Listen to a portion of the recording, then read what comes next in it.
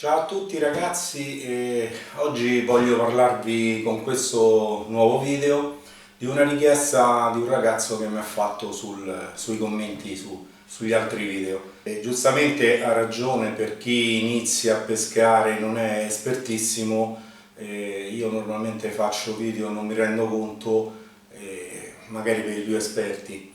Quindi lui mi ha chiesto di far vedere come si allestisce un fucile arbalete classico, senza mulinello, con un solo elastico, e, diciamo così, una cosa un pochino più semplice che uno acquista in negozio. Quindi giustamente gli ho detto sì, appena posso lo faccio, e adesso vi faccio vedere così come si allestisce e anche come si carica il fucile, perché giustamente lui ha visto gli altri video, ha visto il doppio elastico, e chiaramente per caricare un arbalete c'è una tecnica particolare che chi inizia purtroppo non lo sa e quindi ha difficoltà nel caricare il fucile. E adesso vi faccio vedere sia come, diciamo, si prepara il fucile e anche come si carica, cercando chiaramente di non caricarlo fuori dall'acqua, diciamo, faccio soltanto vedere come funziona.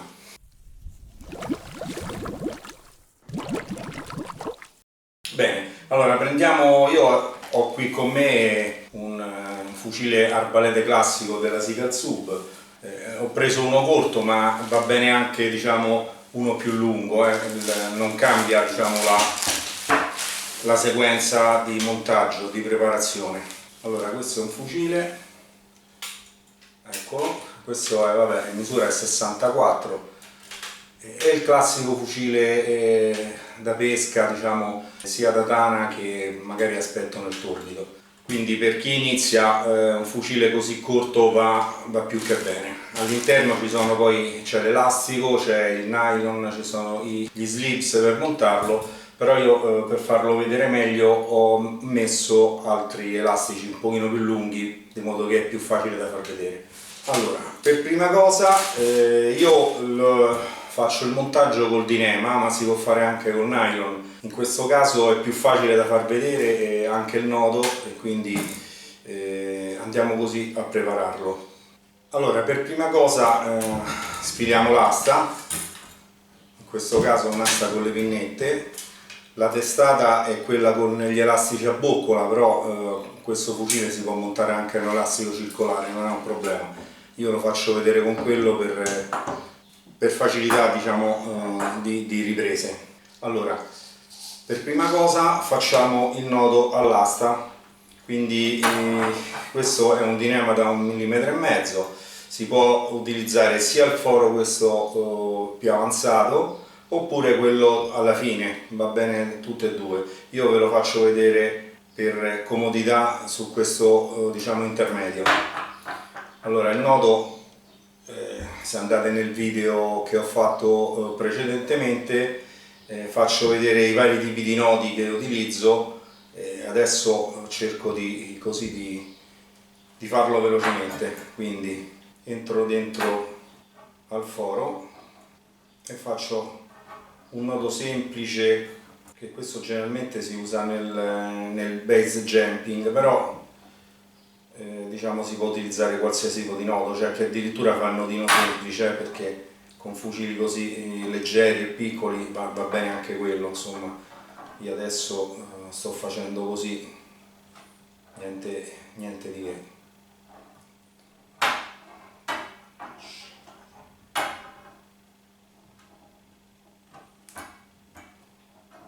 Allora, una volta fatto il nodino, quindi assicurato per bene, quindi sia con la cappiola oppure con il nodo passante qui, basta fare un nodino da quest'altra parte, ma tiene ugualmente. A questo punto allunghiamo così il dinema, mettiamo l'asta all'interno del fucile, quindi facciamo passare l'asta all'interno per prendere la misura di quanto cordino vogliamo mettere. Eccolo qui, così.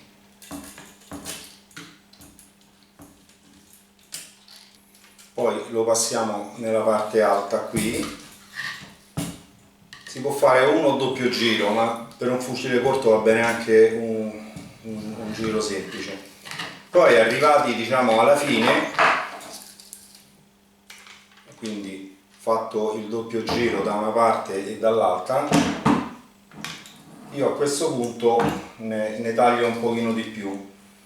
Per quale motivo? Perché consiglio, quando non c'è il mulinello, di montare questo elastico chiamato parastrappi. Ha due funzioni, sia per attutire il colpo quando c'è un solo giro, quindi magari l'elastico spara di più e c'ha più potenza, quindi dà meno impatto sul cordino, e in più riusciamo a mettere in tiro bene, diciamo, la montatura, quindi non rimane lasca, non rimane lenta e è più facile da gestire.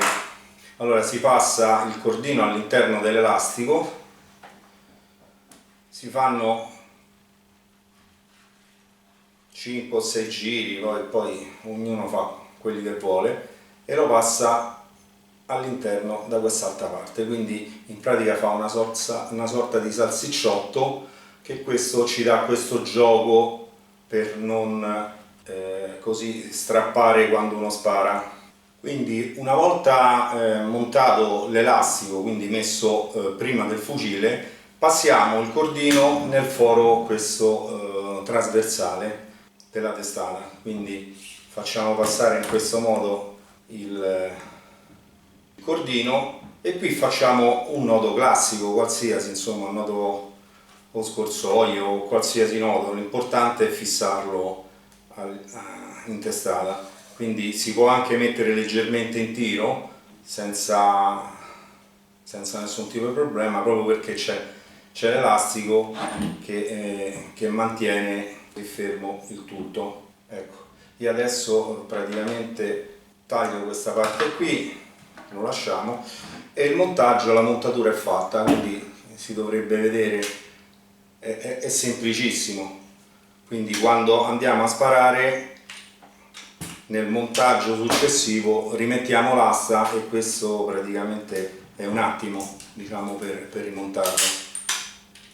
Fatto questo, adesso vi faccio vedere il caricamento, perché chiaramente chi non conosce, non ha mai caricato un arbalete, inizialmente si fa anche male sul petto e non sa come farlo. È semplicissimo, una stupidaggine. Io adesso ve lo faccio vedere con un elastico più lungo e diciamo non suo, e con un diametro più piccolo, quindi un diametro da 14. Allora, l'elastico praticamente adesso lo monto così al volo. Allora, la prima cosa, diciamo, per il caricamento bisogna mettere il fucile sulla cintura dei piombi, quindi nella parte bassa del ventre, che riusciamo a fermarlo meglio e non scivola. Quindi mandiamo giù il fucile in questo senso così, quindi lo mettiamo in prima tacca.